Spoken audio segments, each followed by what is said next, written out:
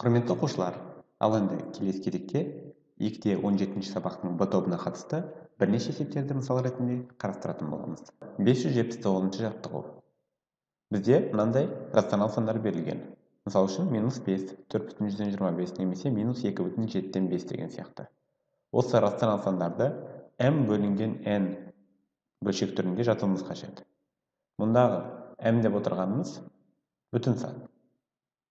Яғни бүтін сан деп отырғанын сіздер өте жақсы білесіздер. Z әрпімен белгілейміз. Бүтін сандарға теріс және оң сандар жатады, тек қана ол бөлшек бөлігі болмайды. Оны өткен сабақтардан жақсы білесіздер. Ал n деп отырғанымыз натурал сан болу керек. Натурал санды үлкен n әрпімен белгілейміз. Натурал сандарға тек қана оң бүтін сандар жатады, яғни 1, 2, 3 деген сияқты. Бұл жерде теріс сандар жатпайды. Демек, алымы бүтін сан бөлімі натурал сан болатын түрінде мына сандарды түрлендіріп жазуымыз қажет. Олай болса, ең алдымен -5-ті мысал ретінде қарастырайық. -5-ті m бөлінген n түрінде жазатын болсақ, біз бұл жерде мысалы -5 бөлінген 1 деп жазуға болады. Қазір минустан жалпы ортақ тұр екеуіне де, ал бізде бөлімінде натурал сан болу керек, өйткені n деп отырғанымыз тиісті натурал санға деп жазып қойдым мына жерге. Натурал санға теріс сандар жатпайды. Сол себепті бұл жерде тек қана алымын -5 қылып, бөлімін 1 деп жазуға болады. Яғни, -5 дегеніміз бүтін сан, 1 дегеніміз натурал сан. m бөлінген n түрінде жаздық.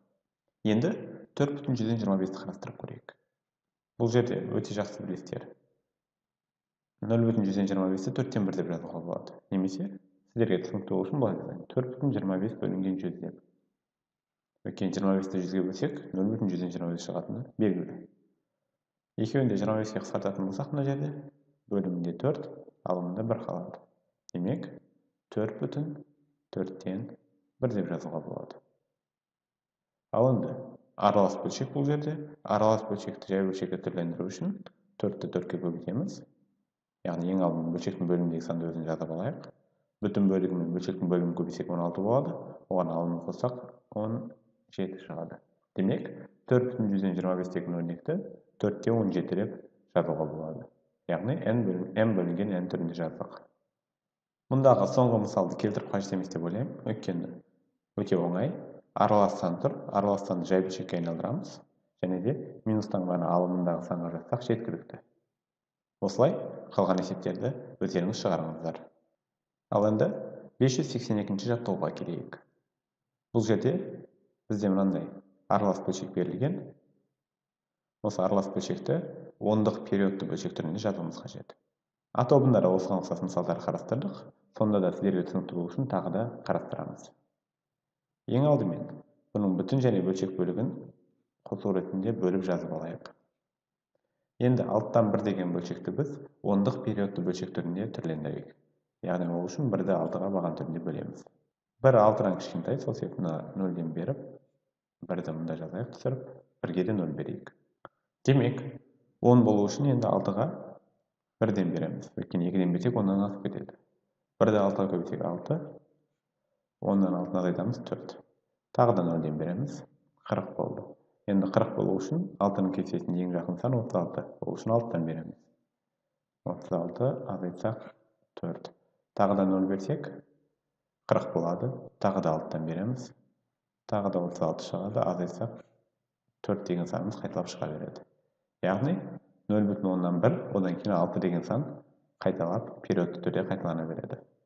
Демек, бұл жерде біз мұны былай жаза аламыз. Яғни 2 қосылған 0,1 периодында 6 деп.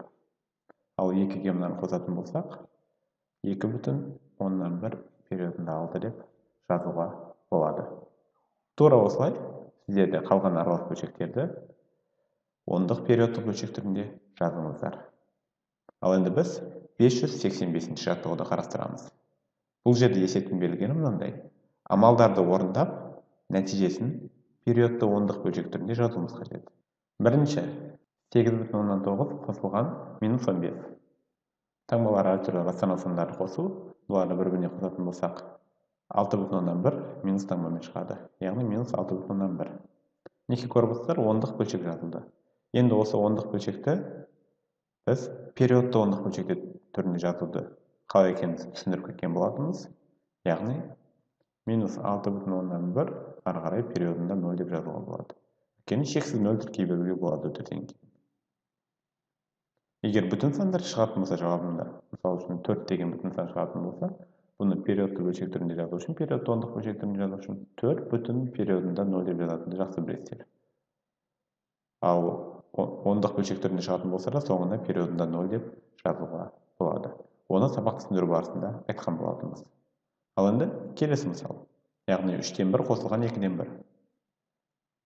Ең алдымен бөлшектер қосып алайық. Ортақ бөлім мұнда 6 болады. Мұнда 2-ден, мұнда 3-тен береміз. Сонда 2-ні 1-ге көбейтсек 2, 3-ті 1-ге көбейтсек 3 деп жазамыз. Бұл жерде сонда 6-дан 5 деген өрнек шықты.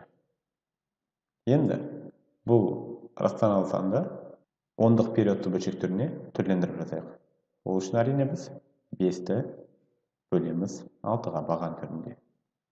5 6-дан кішкентай, сол себепті 0-ден беріп жазайық. 5-ті мұнда түсіріп жазып қояйық. 5-тің қасына 0 береміз. 50 болу үшін 6-ға 8-ден береміз. Яғни 50-ге ең жақын сан сол кезде шығады. 8-ді 6-ға көбейтсек 48.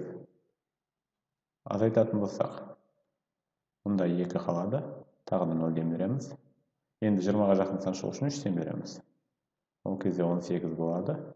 20-дан 18 азайтсақ, тағы да 2 шығады, тағы да 0 береміз.